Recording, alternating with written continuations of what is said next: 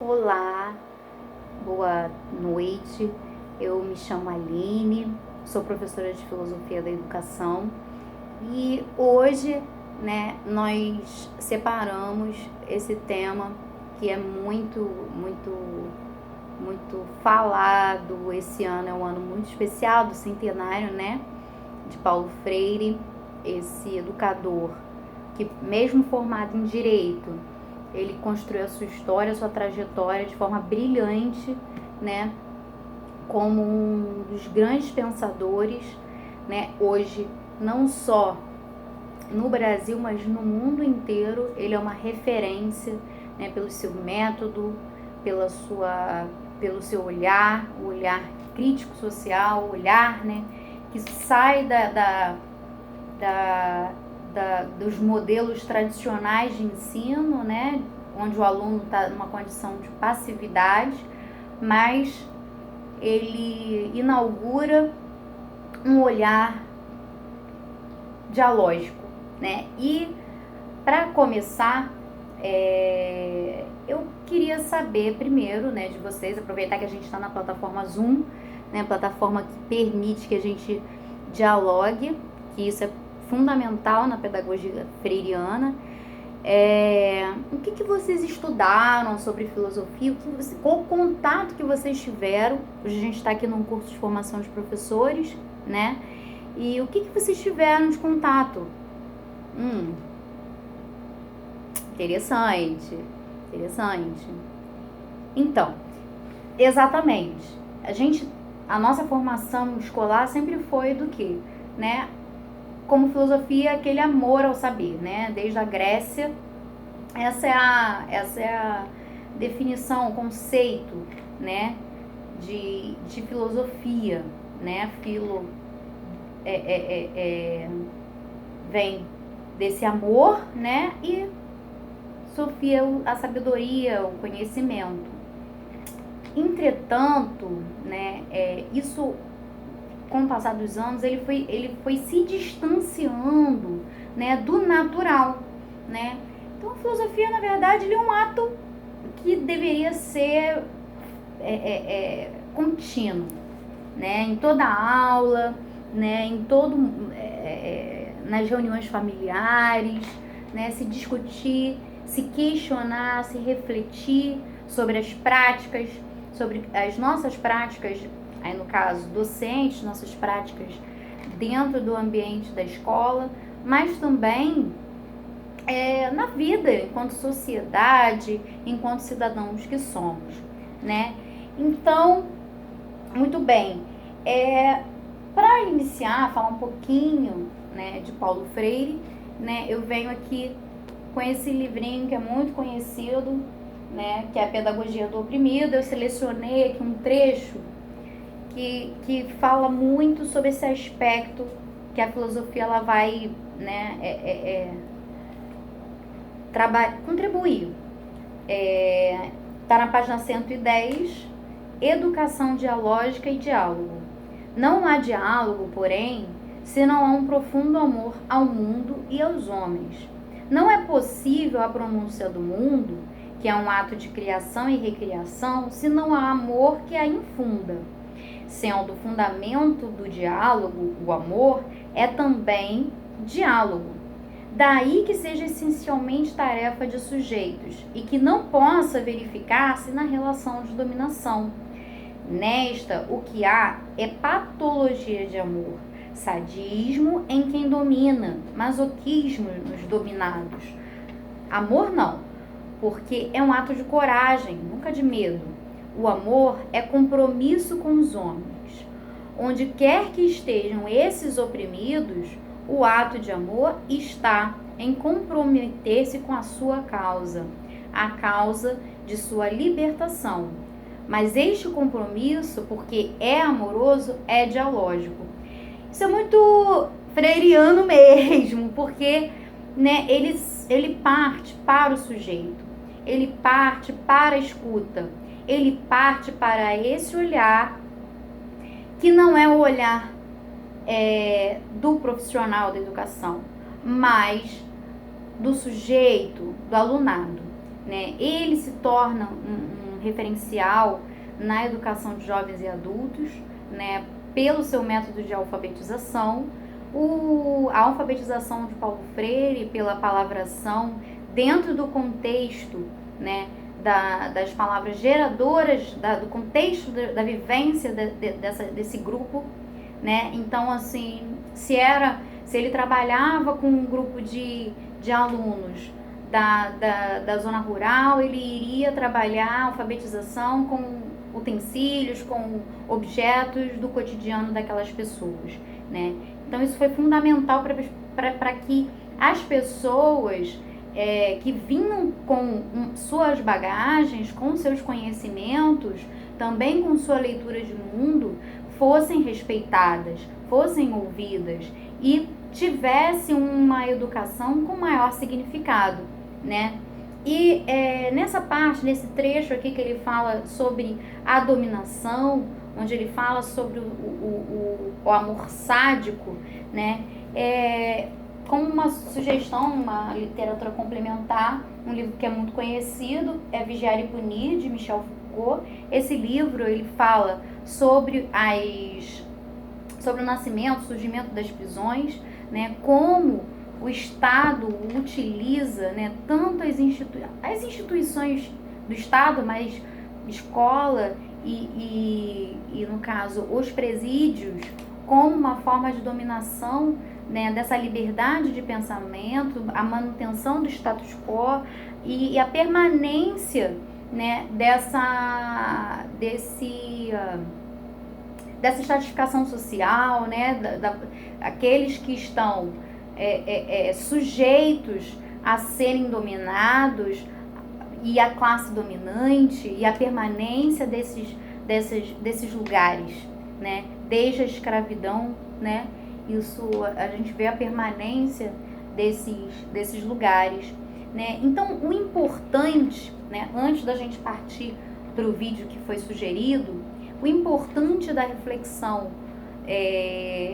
trazendo para Paulo Freire, não tirando um pouco da didática, né, mas trazendo para o campo da filosofia, é saber dessa importância que ele teve para se pensar e repensar a educação através do diálogo, através da oitiva, né, da possibilidade de você escutar com os olhos, escutar com os ouvidos, escutar com interagir, afetar-se, né, do outro, né? E nessa troca também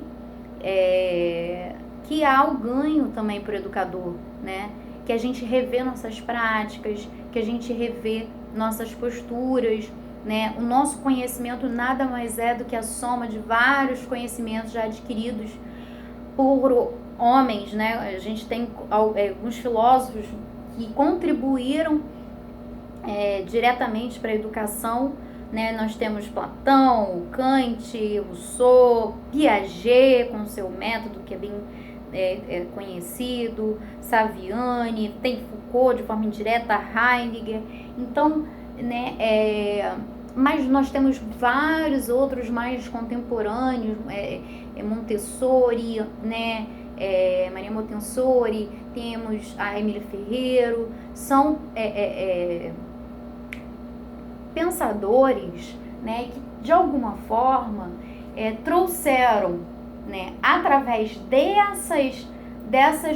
desses conhecimentos passados, repensar, uma reflexão, e através dessas reflexões é que a gente constrói, né, o nosso fazer didático, o nosso fazer, né. Eu tinha sugerido, né, eu inclusive enviei previamente o vídeo, um pequeno trecho do vídeo do O Substituto, que é um filme, né, estrelado, né, pelo Morgan Freeman. Ele é um professor titular que falece e o professor substituto, ele em contato com os seus colegas que estão lá, né, no momento do velório, coloca em questão a condição do professor, né? que é aquela, né, o professor é um fracassado, o professor não tem sucesso, porque professor, né, até, e você vê isso até os dias de hoje. E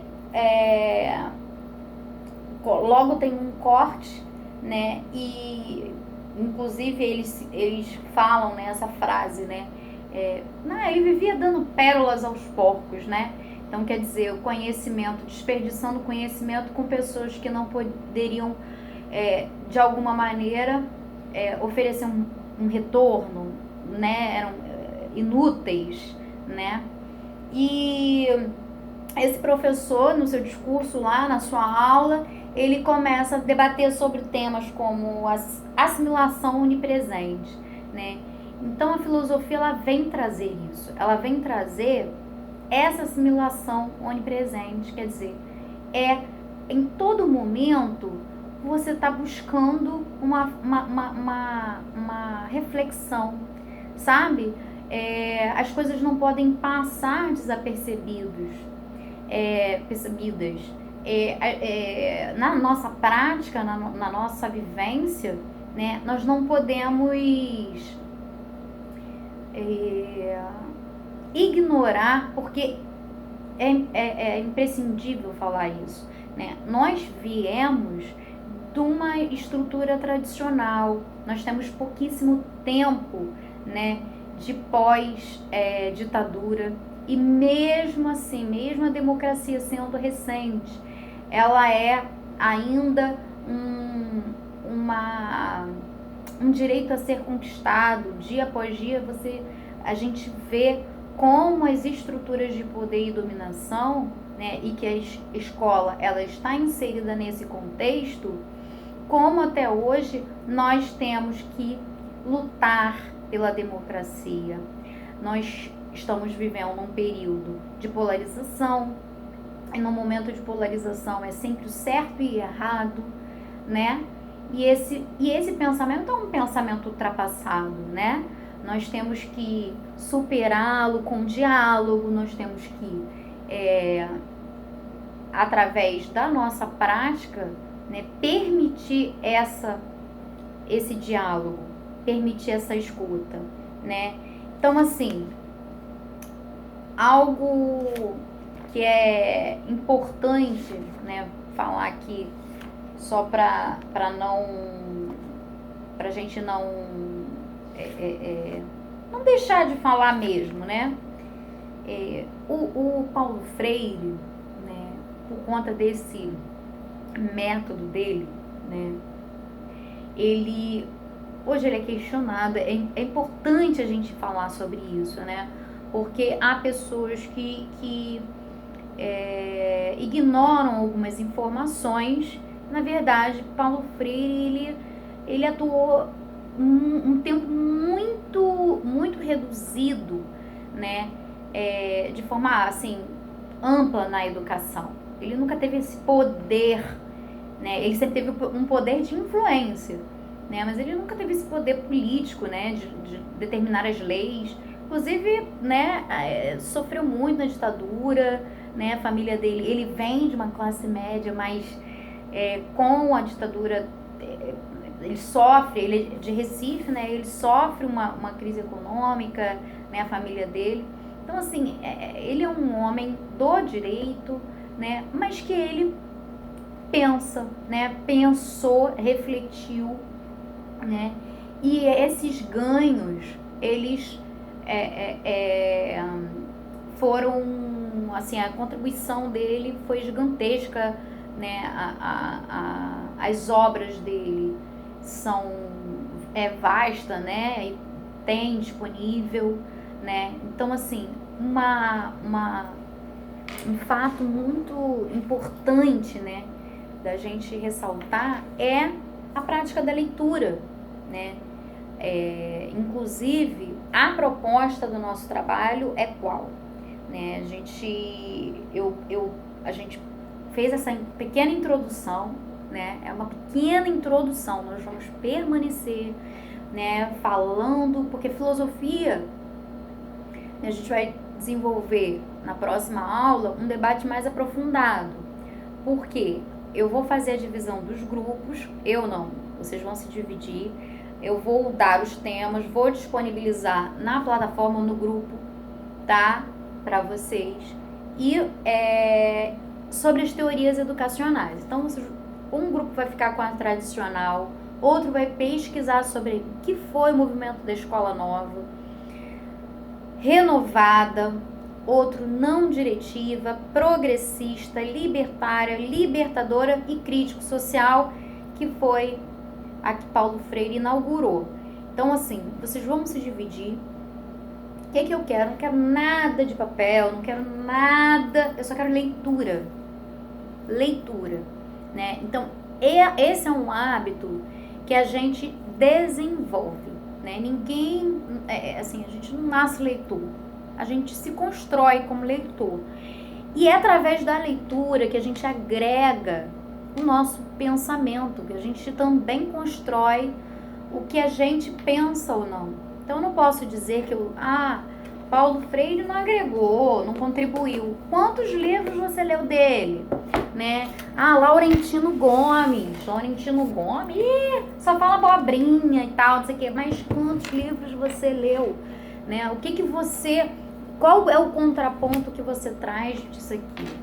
Né? Então, na próxima aula, né, a gente vai abrir um espaço para os grupos, né? Os grupos vão trazer a sua reflexão, né? Trazer o seu olhar sobre cada uma dessas teorias, tá?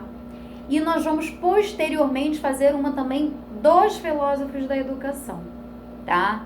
Para quê? Para a gente debater, para a gente dialogar, para a gente acrescentar, porque eu acredito que se eu, né, estabelecesse que cada um tivesse que estudar tudo, né, ficaria um conteúdo muito extenso. Então, eu inicialmente eu tive eu sugiro isso, né, que cada um, né, tem uma revista também que saiu agora, quem é professor, e é de uma editora, né, do Centenário, mas tem muito material mesmo do Paulo Freire.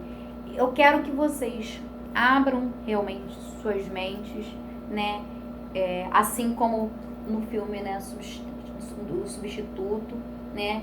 A gente precisa aprender a ler para cultivar a nossa própria consciência, né? Justamente o que eu falei, né? Então, assim, é imprescindível para a filosofia, para a construção desse pensar, né? A leitura, né? Então, eu encerro por aqui, agradeço a vocês, foi ótimo, né? Eu falei um pouco mais do que eu gostaria dessa vez, eu queria que fosse um pouco mais, né, aberto, mas a próxima aula certamente será, tá? Foi um prazer enorme.